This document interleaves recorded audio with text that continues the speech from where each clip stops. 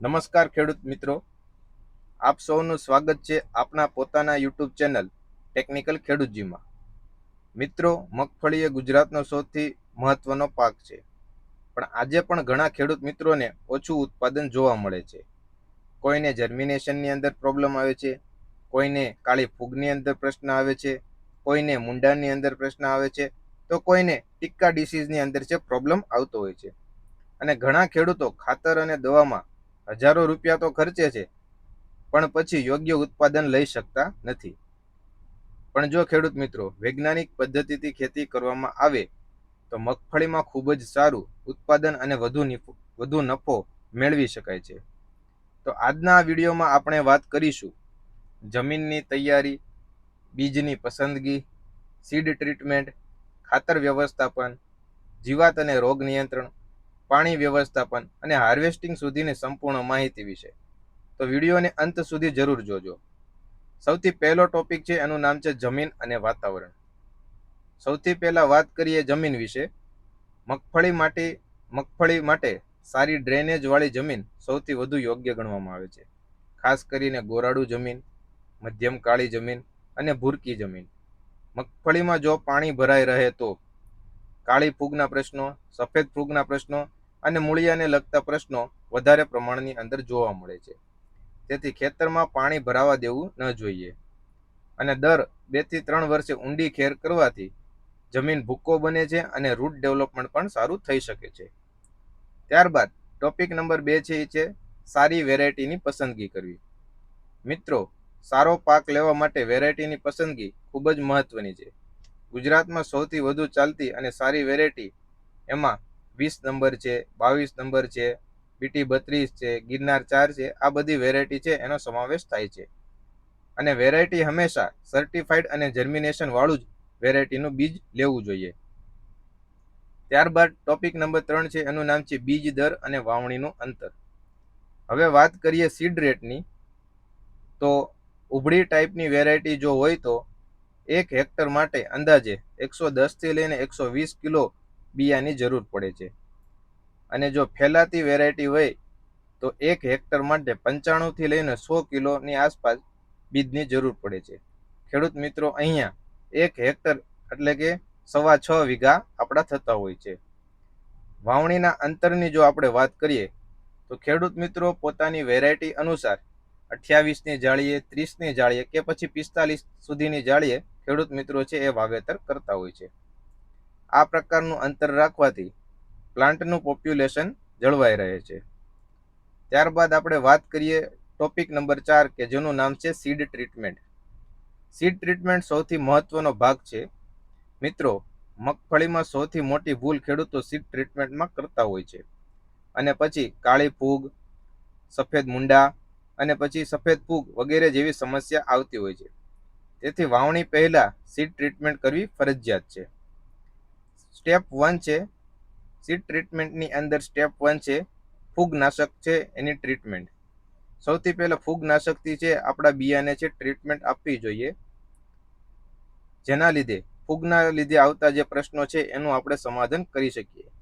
ત્યારબાદ સ્ટેપ 2 ની અંદર આપણે ઇન્સેક્ટિસાઇડની ટ્રીટમેન્ટ છે એ બિયાને આપવી જોઈએ, જેના લીધે આપણા બિયાની અંદર આવતા ઇન્સેક્ટના લીધે જે પણ પ્રશ્નો છે જેવા કે સફેદ મુંડા છે અને જે ટર્માઇટના પ્રોબ્લેમ છે એને આપણે કંટ્રોલ કરી શકીએ છીએ.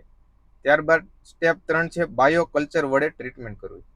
હવે બાયોકલ્ચર એટલે કે રાઇઝોબિયમ અને ફોસ્ફરસ સોલ્યુબિલાઇઝિંગ બેક્ટેરિયા એનો જો ઉપયોગ કરવામાં આવે તો મગફળીના પાકની અંદર રૂટ નોડ્યુલેશન અને ફોસ્ફરસ છે એની અવેલેબિલિટી મહદ અંશે છે આપણે વધારી શકીએ છીએ. ધ્યાન રાખવા જેવી બાબત, બાયોકલ્ચર હંમેશા છેલ્લે વપરાશ કરવું જોઈએ. ત્યારબાદ સ્ટેપ નંબર 5 છે અને ટોપિક નંબર 5 છે એનું નામ છે પાયાના ખાતરનું વ્યવસ્થાપન. હવે વાત કરીએ સૌથી મહત્વના ટોપિકની એટલે કે પાયાના ખાતરની.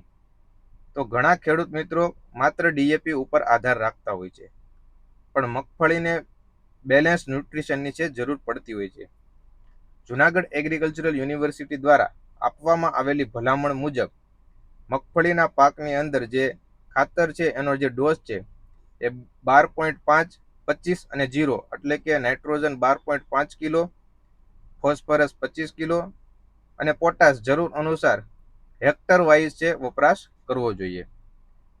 ત્યારબાદ મગફળીના પાકની અંદર સલ્ફર છે એ ખૂબ જ જરૂરી છે, કારણ કે સલ્ફર ઓઇલ ફોર્મેશન બનાવવામાં અને દાણાના ભરાવાની અંદર ખૂબ જ મહત્વનો ભાગ ભજવતો હોય છે. ત્યારબાદ મગફળીના પાકની અંદર જીપ્સમનું મહત્વ. મિત્રો, જીપ્સમ મગફળી માટે સોના જેવું કામ કરે છે. જો જીપ્સમના ડોઝની આપણે વાત કરીએ તો 250 કિલો જીપ્સમ પ્રતિ હેક્ટર યુનિવર્સિટી દ્વારા વાપરવાની ભલામણ કરવામાં આવે છે. ફૂલ આવવાની શરૂઆત થાય તે ટાઈમે જો જીપ્સમ આપવામાં આવે તો દાણાનો ભરાવો સારો થાય છે, દાણાનો વજન વધે છે અને પ્રોડક્શનની અંદર વધારો મેળવી શકાય છે. ત્યારબાદ ટોપિક નંબર 6 છે, એનું નામ છે વાવણીનો યોગ્ય સમય. ગુજરાતમાં મગફળી વાવવાની સૌથી સારી સિઝન 15 જૂનથી 15 જુલાઈ માનવામાં આવે છે. સમયસર વાવણી કરવાથી જર્મિનેશન સારું મળે છે, રોગ ઓછા આવે છે અને ઉત્પાદનની અંદર વધારો મેળવી શકાય છે. ત્યારબાદ ટોપિક નંબર 7 છે, એનું નામ છે નીંદણનું નિયંત્રણ એટલે કે ખડનું નિયંત્રણ. મિત્રો, મગફળીના શરૂઆતના દિવસોમાં વીડ કોમ્પિટિશન એટલે કે નીંદણ છે એની જે કોમ્પિટિશન છે ખૂબ નુકસાન કરતું હોય છે. આપણે જો ક્રિટિકલ સ્ટેજની વાત કરીએ તો મગફળી વાવ્યા પછીના 20થી લઈને 45 દિવસ જે છે તેની અંદર છે આપણે નીંદણનું સારી રીતના નિયંત્રણ કરવું જોઈએ. હવે આપણે કઈ રીતના નિયંત્રણ કરી શકીએ તેની વાત કરીએ તો પેન્ડીમેથાલિન જે પ્રી ઇમર્જન્સ હર્બિસાઇડ આવે છે તેનો વપરાશ કરી શકીએ છીએ. આ સિવાય આપણે હાથથી નિંદામણ કરી શકીએ છીએ અથવા તો ઇન્ટરકલ્ચરિંગ એટલે કે આંતરખેડ દ્વારા આપણે નીંદણનું નિયંત્રણ કરી શકીએ છીએ. ત્યારબાદ ટોપિક નંબર 8 છે, એનું નામ છે પાણીનું વ્યવસ્થાપન. ઘણા ખેડૂતો વધારે પાણી આપી દે છે પણ મગફળીમાં વધારાનું પાણી નુકસાન કરે છે. મગફળીમાં જો આપણે ક્રિટિકલ સ્ટેજની વાત કરીએ કે જે સ્ટેજે જો પાણી આપવામાં આવે તો મગફળીમાં સારામાં સારું ઉત્પાદન લઈ શકાય, તો તેવા સ્ટેજની અંદર જો આપણે વાત કરીએ તો ફૂલ આવવાની જે પરિસ્થિતિ છે અથવા ફૂલ આવવાનો જે સમય છે તે સમયે, ત્યારબાદ જ્યારે આપણે નીચે સુયા બેસવાનો ટાઈમ આવ્યો હોય તે સમયે, અને ત્યારબાદ જ્યારે આપણા છે પોડ ડેવલપમેન્ટ એટલે કે જ્યારે પોપટા બંધાતા હોય, આ 3 ટાઈમ એવા છે કે જ્યારે જો આપણે પાણી વ્યવસ્થિત રીતના આપવામાં આવે તો મગફળીમાં ખૂબ સારું ઉત્પાદન મેળવી શકીએ છીએ. ત્યારબાદ વાત કરીએ મગફળીની અંદર આવતા મુખ્ય રોગો વિશે. તો મગફળીની અંદર આવતો જે સૌથી મોટો રોગ છે એ છે ગેરુટીકા એટલે કે પાન ઉપર કાળા ટપકા અને ભૂરા ટપકા પડવા. તેના નિયંત્રણ તરીકે આપણે ક્લોરોથાલોનિલ, મેન્કોઝેબ અને ટેબુકોનાઝોલ જેવા ફંજીસાઇડ છે એનો વપરાશ કરી શકીએ છીએ. ત્યારબાદ બીજા નંબરનો જે મુખ્ય રોગ છે એનું નામ છે સ્ટેમ રોટ.